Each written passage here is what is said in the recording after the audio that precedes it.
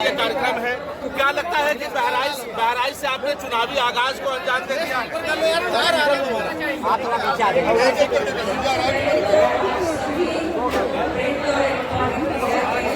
हमारे साथी हमारे भाई जो यहाँ पर आए हैं, आप सबको अपना की ओर से बहुत बहुत धन्यवाद। बहुत देर से आप लोग इंतजार कर रहे हैं, आपने बहुत समय दिया। मैं और 2027 का विधानसभा चुनाव नजदीक है।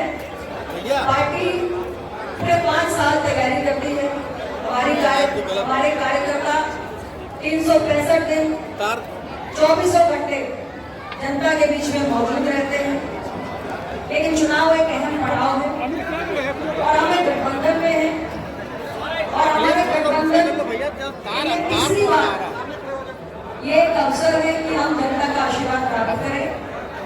आज बहराइच जनपद में हमारे इस कार्यकर्ता समागम के जरिए सभी कार्यकर्ताओं और सभी पदाधिकारियों को, सभी समर्थकों को हमने यही संदेश दिया है कि 2027 के विधानसभा चुनाव के लिए एनडीए गठबंधन की जीत को सुनिश्चित करें और अपना दल 100% स्ट्राइक रेट हासिल करें।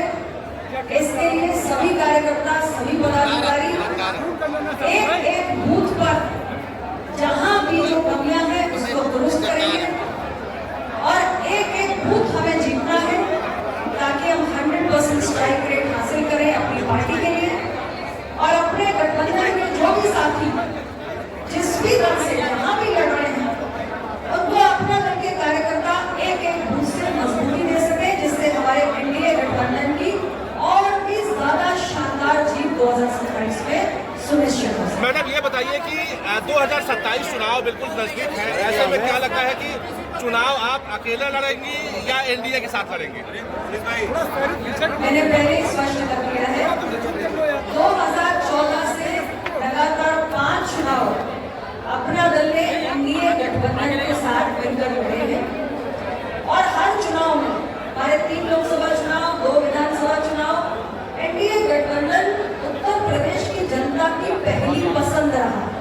विपक्ष को कहीं दूर दूर तक नजर भी नहीं आता और जिस तरीके से केंद्र सरकार और राज्य सरकार के काम उत्तर प्रदेश की जनता के जीवन में परिवर्तन लाए हैं और अपना दल के कार्यकर्ता और हमारे तमाम दल जो एनडीए में शामिल है, सभी के कार्यकर्ता जिस तरीके से आम जनता के बीच में डटे रहते हैं, उसको देखते हुए हमें पूरा विश्वास है कि एनडीए गठबंधन तीसरी बार लगातार उत्तर प्रदेश की जनता की पहली पसंद बन के उभरेगा और पिछली बार से भी ज्यादा मजबूत नतीजे और ज्यादा मजबूत जीत एनडीए गठबंधन की इस बार सुनिश्चित। कितनी सीटों की मांग है? कितनी सीटों की मांग है? देखिए, पिछली बार हम 17 सीटों पर खड़े थे, 13 सीटों पे हमने सफलता प्राप्त की थी।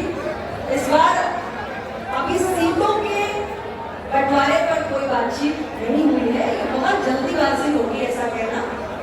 अभी हमारी जो पूरी दृष्टि है वो केवल इस पर केंद्रित है कि संगठन में हर विधानसभा में, हर जिले में जहां जहां जो कमियां हैं, कहीं कोई हिट्टी है, कहीं कोई कमजोरी है, उसको दूर करना है और हर बूथ पर हमारी मजबूत तैयारी हो।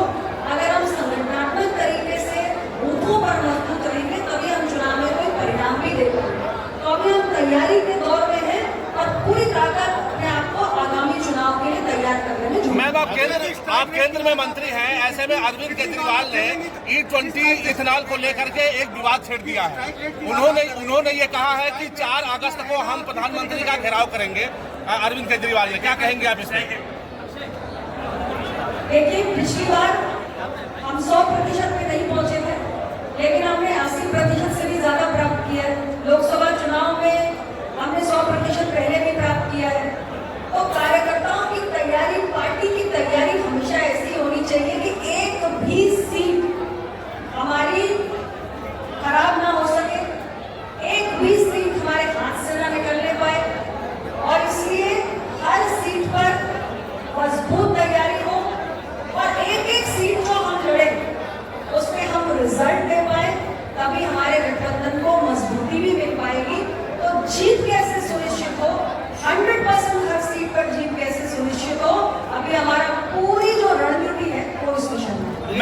केजरीवाल वाली का जो हमने सवाल किया था। विरोध प्रदर्शन किया है, क्या कहना है? पप्पू यादव ने सदन के सामने विरोध प्रदर्शन किया है।